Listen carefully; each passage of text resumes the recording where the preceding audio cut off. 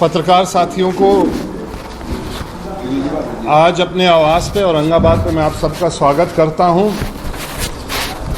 और शुरुआत में ही आप सबसे मैं हाथ जोड़ के क्षमा भी मांगना चाहता हूं। कई आप में से मुझे पिछले 3-4 दिन से फ़ोन भी कर रहे थे, हमसे संपर्क करने की कोशिश कर रहे थे, पर ऐसा एक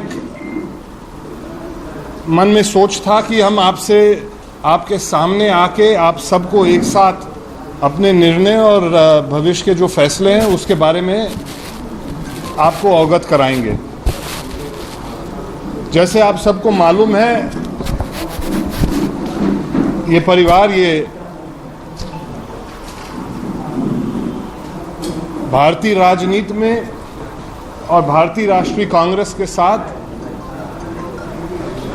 हम लोगों का संबंध 100 साल से अधिक का है। और उन 100 सालों में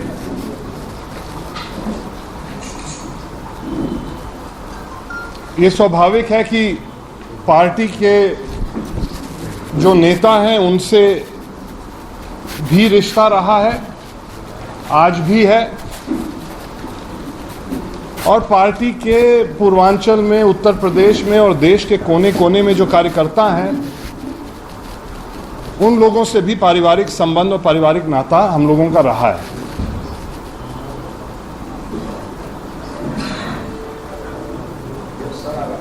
और आज आप लोगों के बीच में एक फैसला लेके आया हूं जो हो सकता है कि उन सारे जो कार्यकर्ता पार्टी के जो 100 साल में हम लोगों के साथ जुड़े थे, उनकी भावनाओं को लेके ये निर्णय मुझे लेना पड़ा कि मैं भारतीय राष्ट्रीय कांग्रेस के सारे पदों से और प्राथमिक सदस्यता से मैंने इस्तीफा दिया है। इस्तीफा तो दे दिया है, इस्तीफा तो दे दिया है, ये फैसला तो ले लिया है। मनाया भी जा सकता है। अब अगर कांग्रेस पार्टी, मुझे नहीं लगता है कि इस समय कांग्रेस पार्टी इस चीज़ के लिए तैयार है कि इन परिवारों को, इन कार्यकर्ताओं को, अगर सम्मान, जब राष्ट्रीय नेतृत्व ने 3-3 बार सबको निर्देशित किया है कि इन सारे पुराने लोगों से आप लोग संपर्क साधिए, इनको जोड़ के रखिए, जब 3-3 बार उनके कहने के बाद नहीं हो रहा है तो मुझे नहीं लगता है कि आगे चल के ये कार्य होगा। वो कह रहे हैं कि आपको मनाया जाएगा, बातचीत होगी आपसे। तो मैं किसी से बात नहीं कर रहा हूं। अगर वो बिना बात किए मना सकते हैं तो उनको मेरी शुभकामनाएं। तो राजनीतिक जीवन है आगे, तो जी, खुद तो तय किए होंगे कि किस विचारधारा के साथ जाएंगे। देखिए, कांग्रेस पार्टी के अलावा हमने कभी अपनी जिंदगी में कोई दूसरी विचारधारा देखी नहीं है, ना उसके बारे में सोची है। तो ये एक कुर्ते की तरह नहीं है कि आज इस विचारधारा को पहने और कल जाके किसी दूसरे विचारधारा को पहन लेंगे। हमारे मन में और हमारे अंदर, और मुझे लगता है कि इस देश के आत्मा में कांग्रेस है और कांग्रेस की विचारधारा है हमारे अंदर। पर अब परिस्थिति क्या बनती है, ज़रूरत क्या होता है समय का, उसको देखते हुए ये सवाल आपसे इसलिए कर रहा हूँ कि जतिन प्रसाद जैसे नेता जब बीजेपी का दामन थाम सकते हैं तो जाहिर वो आप जो जितिन भाई का फैसला था उसके बारे में आप जितिन भाई से पूछिएगा। उससे जोड़ रहा हूँ, राजनीतिक यात्रा आपको भी आगे जारी रखनी है। जी, तो किसी न किसी दल के साथ जाएंगे, अपना दल बनाएंगे, क्या कुछ सोचा है? जी, तो उसी पे हम लोग विचार करेंगे। अभी तक ये मौका नहीं मिल पाया है मुझे कि मैं उन सारे लोगों से बात भी कर लूँ।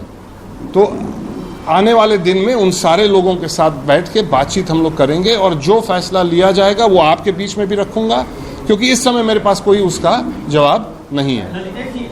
ब्राह्मणों का सबसे बड़ा चेहरा जितिन प्रसाद के बाद आपका परिवार माना जाता था उत्तर प्रदेश में, लेकिन उसके बाद दोनों लोग किनारा कर लिए कांग्रेस। क्या कांग्रेस में ब्राह्मणों को सम्मान नहीं मिल पा रहा है क्या? नहीं, ऐसी बात नहीं है। कांग्रेस पार्टी ने हमेशा इस देश के हर एक वर्ग, हर एक समुदाय और हर एक तबके का सम्मान किया है। मैं बहुत सामान्य सा चेहरा हूँ, मैं बहुत छोटे कद का हूँ, मैं उतनी बड़ी हस्ती नहीं हूँ जो कि पूरे प्रदेश में किसी वर्ग समुदाय को मैं अपने ये कह सकता हूं कि मैं उन पे हावी हूँ। वो स्थिति नहीं है। ये किसी वर्ग विशेष के लिए नहीं है, किसी पार्टी की किसी नीति के विरोध में नहीं है, मगर जिस तरह से कार्यकर्ताओं को किनारा कर दिया जा रहा है जो परंपरागत कांग्रेसी हैं, उस बात की तकलीफ है हमको। ललित जी, एक सवाल है कि अगली बार 2022 में योगी सरकार फिर रिपीट कर रही है या कोई और? ये आपका अनुभव क्या बता रहा है, या कांग्रेस का सुपड़ा फिर साफ होना है?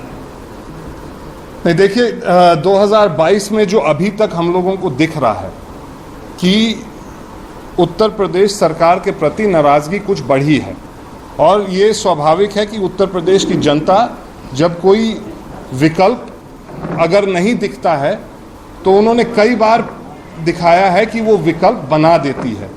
तो मुझे ये उम्मीद है और ये भरोसा है कि इस चुनाव में भी उत्तर प्रदेश की जनता विकल्प खोज रही है। वो कौन सा विकल्प? आपको इतना समझ में, आप तो इतने बड़े राजनीतिक परिवार से हैं, बहुत सामान्य से हैं। अब दूसरे को भी पूछ लेने दीजिए, हम और आप बात कर लेंगे। तीसरे मोर्चे भी गठन भी आप लोग करवाए हैं, ऐसा सुनने में आ रहा है। नहीं, अभी तक तो कोई तीसरे मोर्चे की बात तो नहीं हुई है, और अगर उत्तर प्रदेश में मुझे लगता है कि अगर कोई तीसरा मोर्चा बनता भी है तो वो तीसरा मोर्चा स्वाभाविक है कि जो उत्तर प्रदेश के क्षेत्रीय दल हैं उनको लेके ही बनेगा।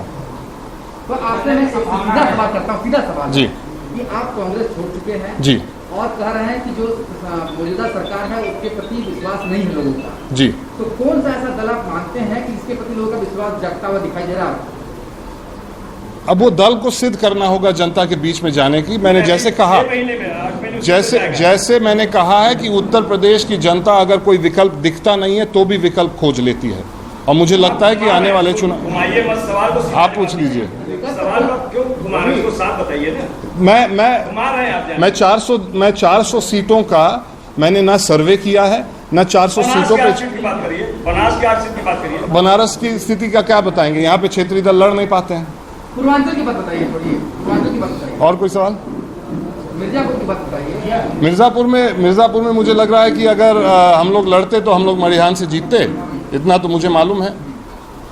लड़ते से लोग बता दें, कमलापति जी के बाद अगर कोई विकास हो तो मोदी जी के कार्यकाल में हो रहा है। नहीं, मुझे नहीं लगता है।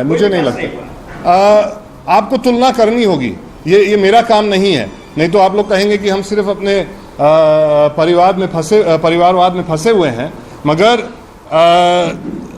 बनारस के लोग, पूर्वांचल के लोगों को तुलना करनी होगी। देश के माननीय प्रधानमंत्री जी 7 साल से प्रधानमंत्री रहे हैं, और प्रदेश और देश में सरकार उनकी रही है। जो वो डबल बैरल की सरकार, डबल इंजन की सरकार कहते थे, वो उनको उत्तर प्रदेश के लोगों ने दी है। मगर आज अगर आप पूर्वांचल के किसी जिले में चले जाएंगे तो ये निश्चित रूप से वहाँ के लोग आपको पंडित कमलापति त्रिपाठी जी के विकास के बारे में बताएंगे। मुझे नहीं लगता है कि उतने लोग आपको मिलेंगे देश के प्रधानमंत्री जी के विकास के बारे में बताने वाले उन जिलों में। बता तो रहे कमलापति, उसके बाद तो इन्हीं को बता रहे हैं। उसके बीच में किसको बता रहे हैं? और बनारस का अगर विकास आप देखिएगा, बनारस में कांग्रेस पार्टी ने, उसमें मेरे पर बाबा जी का भी हाथ रहा होगा, पर अगर आप बनारस का देखिएगा तो जो विकास कांग्रेस के ज़माने में हुआ था यहाँ पे बनारस में, उसके पहले उद्योग साड़ी का व्यवसाय था, ये घरेलू उद्योग थे, मगर बड़ी बड़ी उद्योग यहाँ पे लगाने का काम अगर किसी ने किया है तो कांग्रेस पार्टी ने किया है, चाहे वो BHEL हो और चाहे वो DLW हो, जिससे बनारस के लाखों परिवार की रोटी चलती है। उसके बराबर की कोई योजना अगर देश के माननीय प्रधानमंत्री जी पिछले 7 साल में बनारस को दिए हैं, मैंने तो नहीं देखा है। आप हो सकता है मुझे बता देंगे तो मैं मान जाऊंगा कि उन्होंने विकास। साथ जो चर्चा उन कार्यकर्ताओं से पिछले कुछ वर्षों से हो रही है, वो मुझे व्यक्तिगत रूप से तकलीफ पहुंचाती थी, ये देखते हुए कि जो लोग इस देश की आज़ादी के लिए, जिन परिवारों ने संघर्ष किया और आज़ादी के बाद भारतीय राष्ट्रीय कांग्रेस की राजनीति में, चाहे जब वो संकट स्वर्गीय इंदिरा गांधी जी के ऊपर आया हो, तो वो सारे कार्यकर्ता अपने घर परिवार, अपनी व्यक्तिगत स्वार्थ ना देखते हुए अपने आप को पार्टी के लिए समर्पित करते गए, पार्टी की हर एक लड़ाई लड़ते रहे, और आज पार्टी में उनको जब नज़रअंदाज किया जा रहा है तो ये मुझे महसूस हुआ कि मुझे पद पे रहना और नेता बनने का कोई अधिकार नहीं रहता है।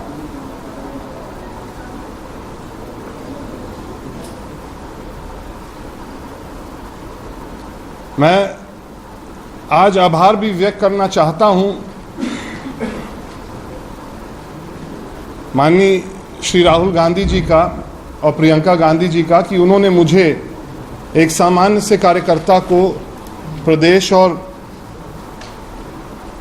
देश की राजनीति में कई महत्वपूर्ण जिम्मेदारियां दी थी। उसके लिए मैं हमेशा उनका आभारी रहूंगा।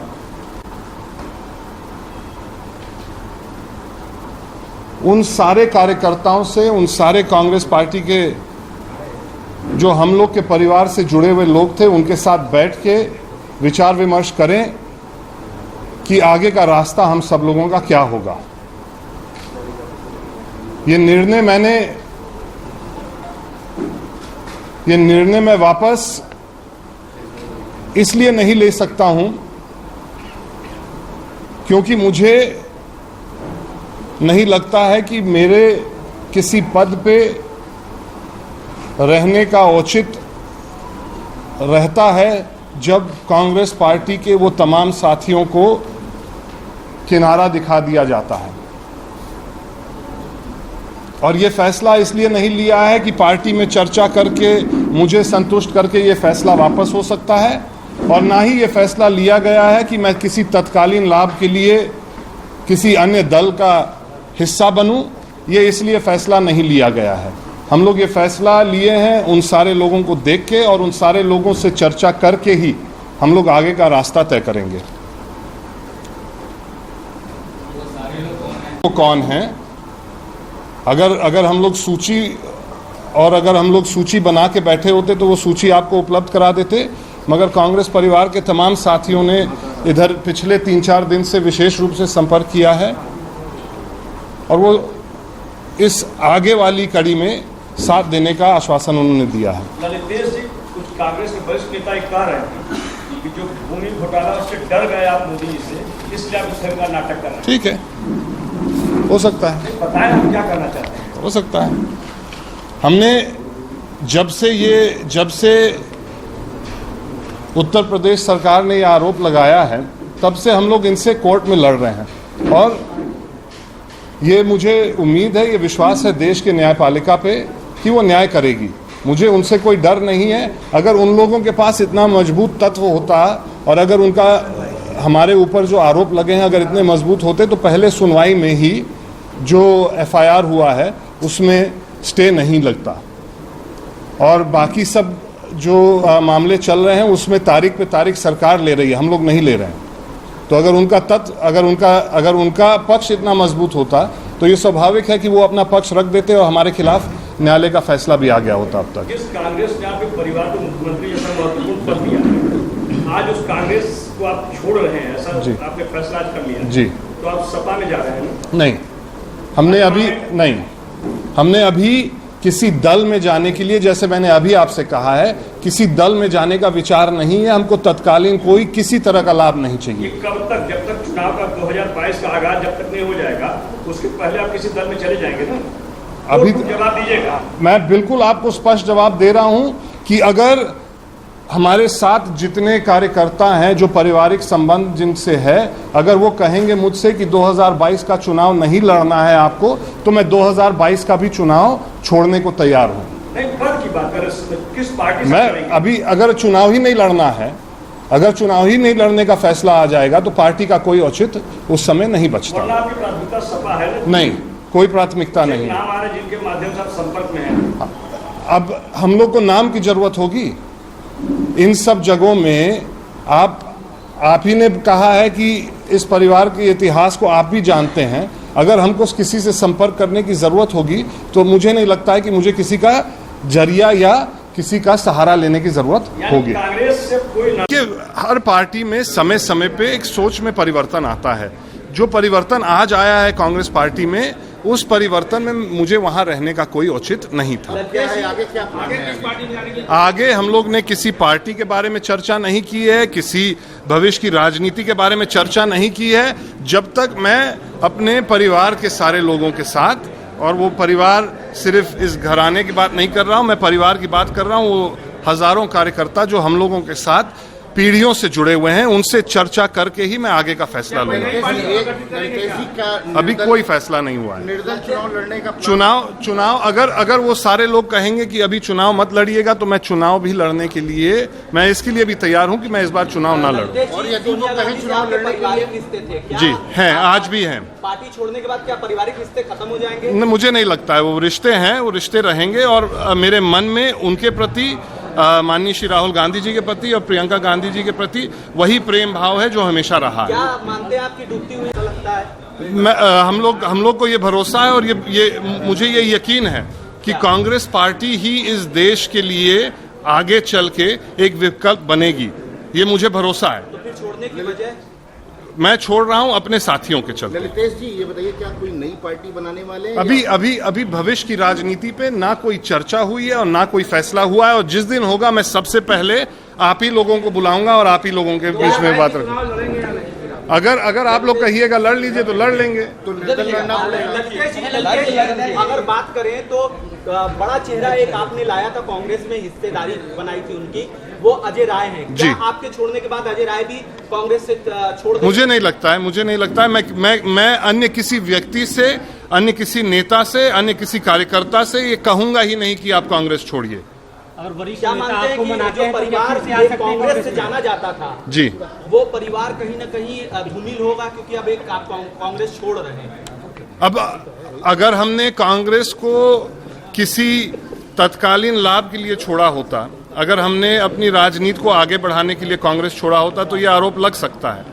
मुझे कांग्रेस के प्रति चिंता है, इसलिए मुझे छोड़ने की ये आवश्यकता पड़ी। समय पार्टी छोड़ रहा है, चुनाव पार्टी को कितना नुकसान पहुंचेगा इससे? अभी मेरी देखिए, मैंने पहले ही आपसे कहा है, मैं हमेशा इस बात को कहता हूं, मेरा कद बहुत छोटा है। मैं ना पार्टी को बहुत बड़ा लाभ पहुंचा सकता हूं, ना मेरे जाने से पार्टी को बहुत बड़ा नुकसान होगा। बताता खिसकेंगे कांग्रेस से। धन्यवाद।